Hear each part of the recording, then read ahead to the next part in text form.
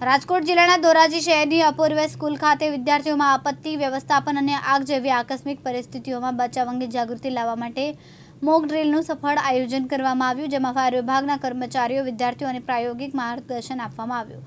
ધોરાજી શહેરની અપૂર્વ સ્કૂલ ખાતે યોજાયેલા મોક ડ્રીલમાં કાર્યક્રમમાં નગરપાલિકાના કર્મચારીઓ, ફાયર વિભાગના અધિકારીઓ, સ્કૂલના શિક્ષકો તેમજ મોટી સંખ્યામાં વિદ્યાર્થીઓ ઉપસ્થિત રહ્યા। મોક ડ્રીલ દરમિયાન ફાયર વિભાગના નિષ્ણાંતોએ આગ લાગવાની અથવા અન્ય કોઈ આપત્તિ સર્જાય ત્યારે કેવી રીતે સાવચેતી રાખવી, ગભરાયા વિના સલામત રીતે સ્થળ ખાલી કરવું તેમજ બચાવ કામગીરીમાં કેવી રીતે સહયોગ આપવો તેની વિસ્તૃત માહિતી આપી હતી। આ ઉપરાંત વિદ્યાર્થીઓને પ્રાયોગિક રીતે વિવિધ બચાવ પદ્ધતિઓનું નિર્દેશન પણ કરવામાં આવ્યું, જેથી આપત્તિના સમયે કોઈ યોગ્ય નિર્ણય લઈ શકે અને પોતાની સાથે અન્ય લોકોની સુરક્ષામાં પણ મદદરૂપ બની શકે।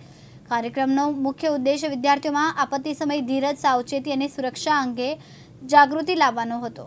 વિદ્યાર્થીઓએ પણ ઉત્સાહપૂર્વક ભાગ લઈને અગ્નિકાંડ અને અન્ય આપત્તિજનક પરિસ્થિતિઓમાં સુરક્ષિત રહેવા મહત્વપૂર્ણ માર્ગદર્શન મેળવ્યું। આજના દિવસે અમારી શાળામાં ધોરણ 1 થી ધોરણ 10 સુધીના વિદ્યાર્થીઓને નગરપાલિકા તરફથી સંજોગો વરસાદ જો કોઈ આગ લાગે તો શું કરવું જોઈએ એની માહિતગાર કર્યા છે, જે બદલ નગરપાલિકાનો હું આભાર માનું છું। શું કહેશો બેન, કઈ રીતના બાળકોને માહિતી આપવામાં આવી? અહીં અલગ અલગ મશીનો દ્વારા બાળકોને શીખવવામાં આવ્યું કે અચાનક આગ લાગે તો આપણે શું કરવું જોઈએ, ભાગાદોડી નહીં કરવાની પરંતુ શાંતિથી આપણે શું કરવું એ શીખવવામાં આવ્યું અને અહીં ડેમો પણ આપવામાં આવ્યો, જેથી અલગ અલગ મશીનો પણ બતાડવામાં આવી અને ચાલુ પણ કરી અને કેવી રીતે આગ બુઝાવવી એ અલગ અલગ ટીચર્સ દ્વારા શીખવાડવામાં પણ આવ્યું। અહીંયા કેટલા ધોરણના વિદ્યાર્થીઓ ઉપસ્થિત હતા?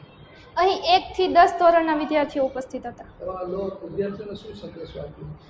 આ દ્વારા અમારા વિદ્યાર્થીઓને સંદેશો મળ્યો કે જ્યારે પણ આગ લાગે ત્યારે મૂંઝાવા વગર શાળાએથી ભાગી ન જવું જોઈએ અને શાંતિથી ટીચર્સ જે કહે ત્યાં ઊભું રહી જવું જોઈએ અને જ્યારે આગ બુઝાવવા હોય ત્યારે ટીચર્સને શું કરવું એ પણ સંદેશો મળ્યો। વિપુલ ધામેચા, દિવ્યાંગ ન્યૂઝ, ધોરાજી।